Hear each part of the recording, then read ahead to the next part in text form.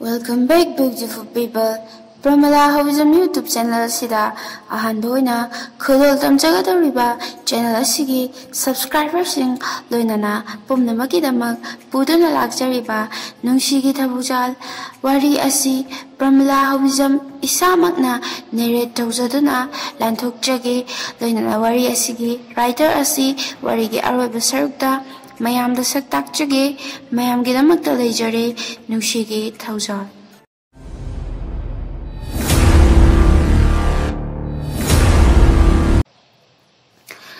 Lohongbagi numidangni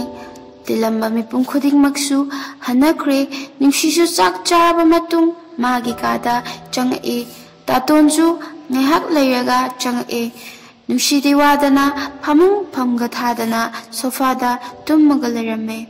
Tawjalsu kaishu hayamdabi washroom changre Mana washroom changbagi thong thingba makholda nungshi mi changapagi samil fangbaduda makeup thoglak pung yengubada taramathoi tadarame hawgatlaga kangkhaldo ningthina tharaga masu firol hongdoknabado lawthok ingaida Tawjal washroom dagi thoglak Nungshi khazik laithok aga yengai adubu minute fade fat amuk laishanki Tawjal jo adumangai nungshi na washroom da change na lakpada magi fiji duna Tawjal gi khudangi kudam da palle nungshi jo palle khangdabani na adum chatpada Tawjal na magi khudang do thangak laga nungshi bu yamna tapna kawai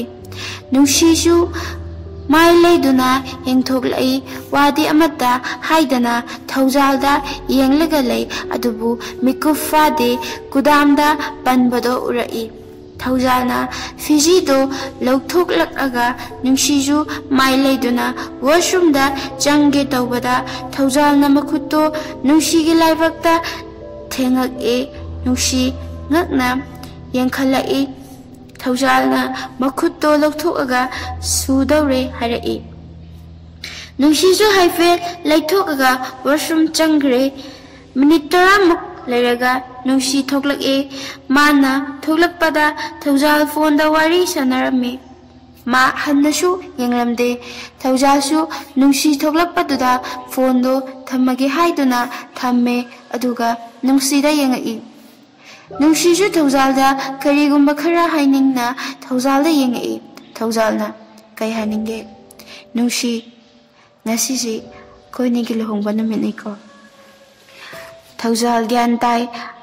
nungsi na haininglibado karino haiba maramdi lohongringai mahakna nungsigi oiriba fifam khangle adumakna lohongbasi yaningkidabani nungsina Tawjalna mane Nungshi aina haininglibasi som gyan tabiramnagani khalle Tawjal nawfet tawna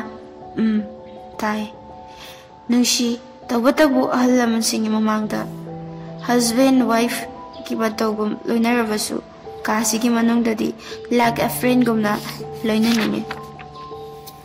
Tawjalna nungsiba meeting amaga loinana nungsida yengai aduga jangsillaktuna nungsibu jejet konsiglai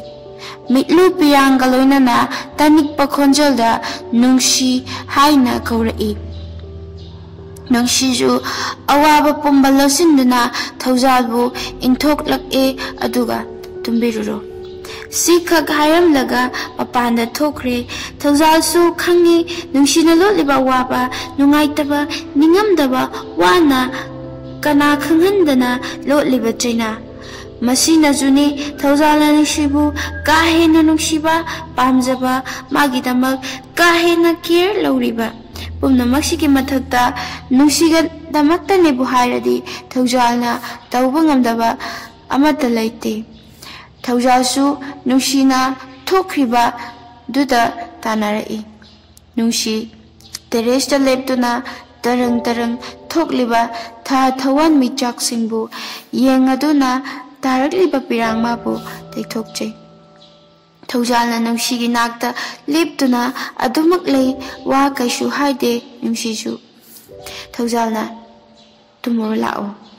Nungsi karisu kumakte Taujal na mukasu tumuro lak haiba Nungsi ngahak leho kige Taujal fare Nungsi karisu kumakte Taujal pungse barota daure Nungsi kang saw na aina tumuro haina haikre wa makha tarakano chatlo kaigino nang ingonda su yam yet lasi ha aina si kabidoro noina pamisi ha kaigino noina aina pamde tawning de yaning de haibanga thabanga ta tawisi ha ai kiye ai hiningdre ai walano ai gimit ki pise kanganinge ai kapaware ai mamono ninge ai china si khang baware ai doming ninge ai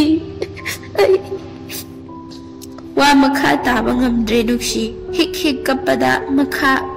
da kit pham thaduna makhol thokna kablake Taujal nungsi na kaplibado adum yengduna lei mitlu pirang di lepte mazu ngahak leptuna kaptuna lei binungsubu yenge aduga tabna nungsi manakta famtharai Taujal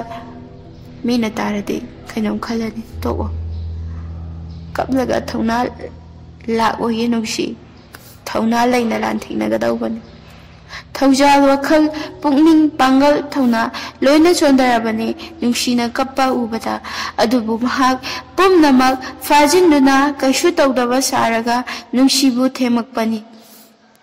nungsi wangang dana adumak lei Taujalna nungsibu kolaga ugatpire aduga rumda changak e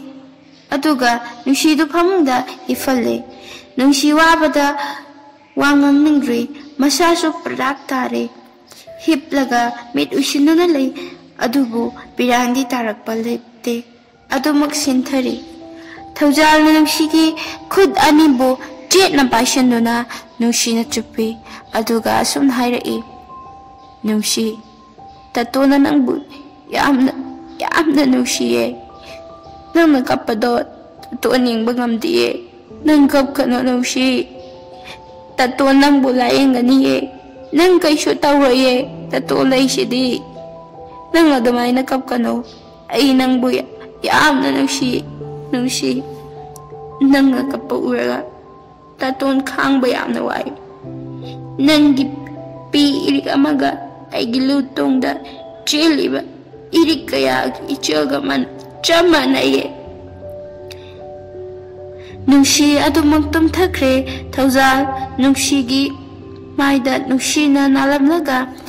chairduda nungsigi makhut yetubu chetna pashanuna tumthakre